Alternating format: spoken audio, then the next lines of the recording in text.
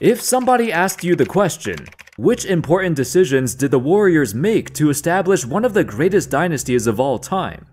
The first one that comes to mind is probably the heartbreaking decision to trade away Monte Ellis. Ellis was a beloved player, but the organization realized they hit a wall with him as their leading scorer, and they needed a bigger defensive presence in the paint. This trade also opened up more opportunities for the bigger, less ball-dominant Klay Thompson, who turned out to be the perfect backcourt partner for Curry. However, as great as this trade was, I'd say the more important factor happened accidentally. David Lee, an all-star, had been on the Warriors for a while, and he's been the guy holding down the fort as the Warriors were building for a new future. Then, in a preseason game, everything changed. Lee got injured, forcing him to miss 24 of the first 25 games of the season. During this time, Draymond Green became the starting power forward, and even after Lee returned, the Warriors were playing so well with Draymond that Steve Kerr decided to have Lee come off the bench. It was the first time in 7 years that Lee got relegated to a bench role. But because the Warriors were so successful without him, it was the right choice. However, what exactly made the Warriors so much better with Draymond, as opposed to David Lee? What details in particular changed with their offense and defense that caused the Warriors to go from a 51-win team to a 67-win team, and the championship favorites, despite David Lee being a complete non-factor in their success? How's it going, folks? My name's Andy, and today let's take a detailed look at how a single injury changed the course of NBA history forever. Contrary to popular belief, there was actually a time when Draymond wasn't hated so much. People were enamored with the way he could impact a game in so many ways. In terms of defense, the first thing that someone might tell you is, oh, Draymond is a far superior defender than David Lee. And you'd be correct. While that's completely true, even with David Lee starting the previous year, the Warriors still had the 4th best defense in the entire league. Defense wasn't necessarily a huge issue for the team, because it was Andrew Bogut's incredible impact in the paint that filled the hole for the Warriors. A legitimate big man who can contest all kinds of shots at the rim, which had always been a huge problem for them before. He's the reason why, in the 2013-14 season, even with Draymond coming off the bench, the Warriors were still an elite defensive team. However, when Draymond eventually became a starter the following year, he provided a skill set that few other players in history could replicate, especially not David Lee, whose defense was so bad that renowned sports analyst Kirk Goldsberry wrote a lengthy paper about it and presented it at a conference to show how bad he was. But we'll talk about that later. For Draymond, it's his contributions on offense that surprised everyone, and he unlocked something completely different, which eventually made the Warriors unstoppable. Prior to the Warriors' breakout season, let's take a look at how we saw glimpses of it previously. In particular, the plays that made the team realize, perhaps we have something special here. When we saw him and David Lee on the court at the same time, the offense looked so freaking good. You would see plays like this. Relief of Dwight Howard. Klay dumps it off to Green, good pass, Lee right there, beautiful basketball there. Draymond catches the ball in the lane, drives to the rim, and makes a nice pass to Lee for the easy basket. You can see another play here. Draymond, as a big man, is able to set a screen on the perimeter, catch a pass at the three-point line, fake a three and actually make the defender fall for it, and then drive to the basket at full speed, and also have the court vision to hit Lee for the finish. How many big men in the league can set a screen and dive to the rim like this and still have the instinct to make a great pass? Back then, it was so rare. Keep in mind, this was the season before Steve Kerr arrived, before the Warriors dynasty even started. Yet Draymond off the bench was already transforming the offense in a way we haven't seen before.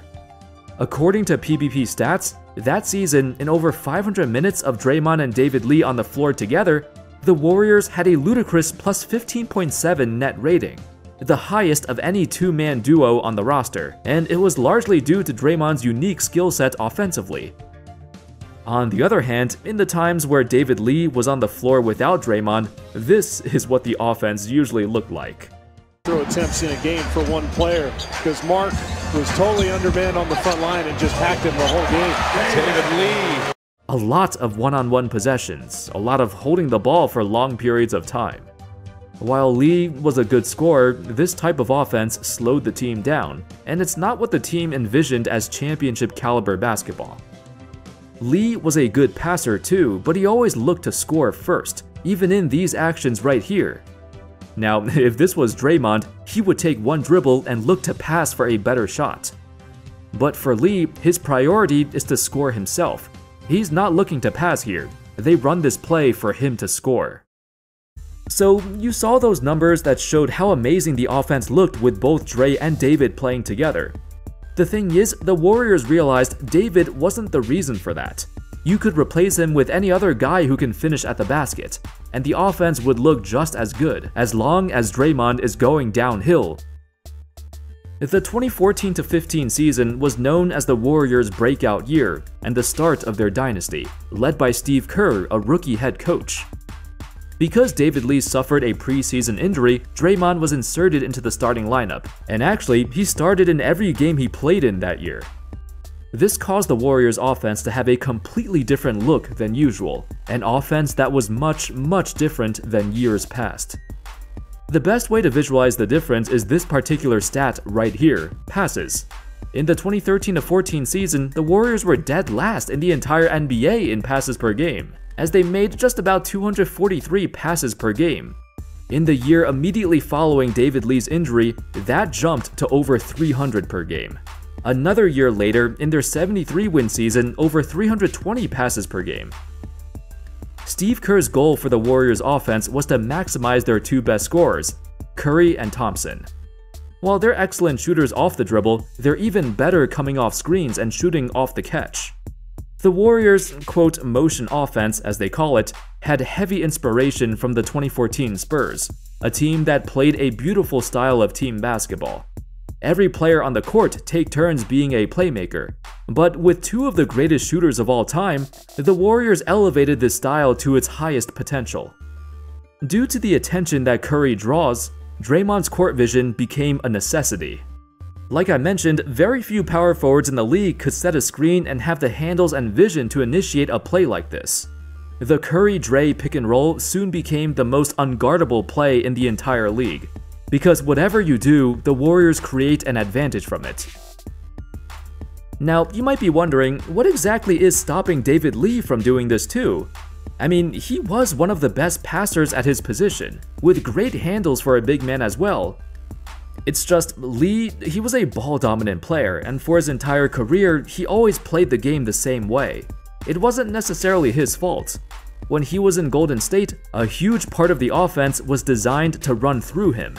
That's why you saw far more post-ups, because they tried to establish some sort of inside-out game, with him drawing the attention. Now, I'm not saying he was a bad scorer, he was a great scorer, but his mere presence on the floor bottlenecked the Warriors' offense.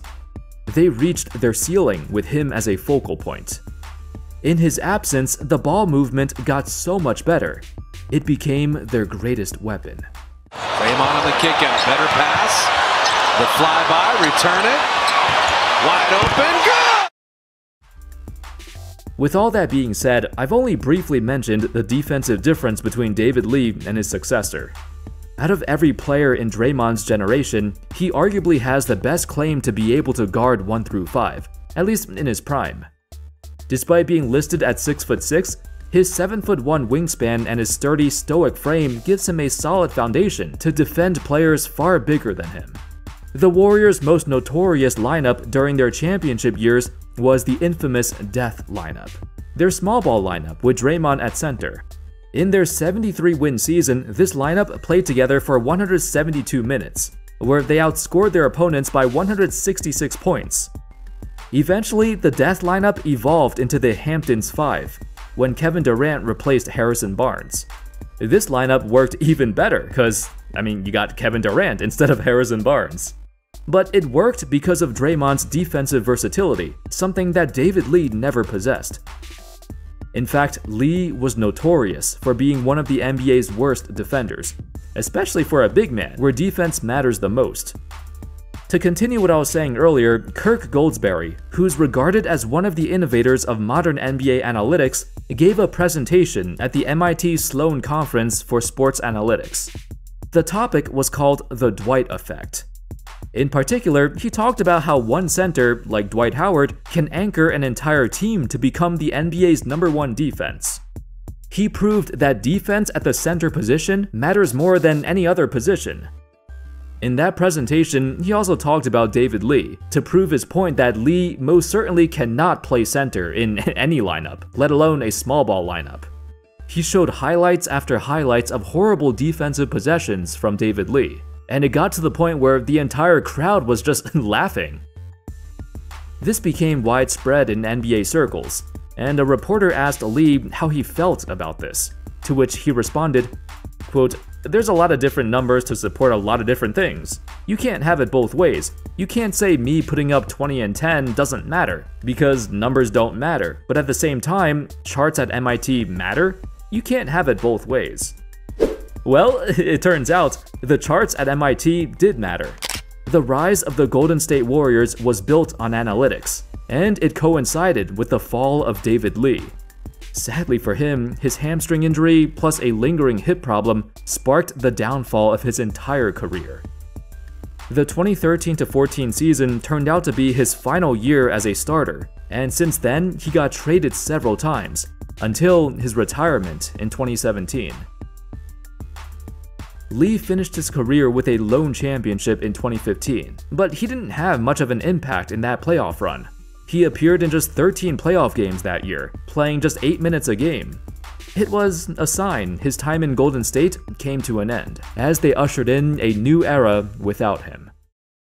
The memory of David Lee, much like Monte Ellis, will be lost through time. 20, 30 years from now, when people mention them, they'll be seen as the guys who entertained the fans for a few years, but in order to become contenders, they needed to be replaced. For me, I think of David Lee as the lone bright spot on the most disastrous era of Knicks basketball ever. He was the last pick of the first round in 2005 and blossomed into an all-star in New York. There was a sense of pride to see a young player actually develop in such a tumultuous time for the franchise. Prior to Carmelo Anthony, prior to Amari Stoudemire, Lee was the guy who surprised us, and he made the Knicks somewhat bearable to watch, despite all the losing. That's something I won't forget. Thank you all so much for watching. I hope y'all enjoyed the video, and of course, as always, I'll see you next time. Peace.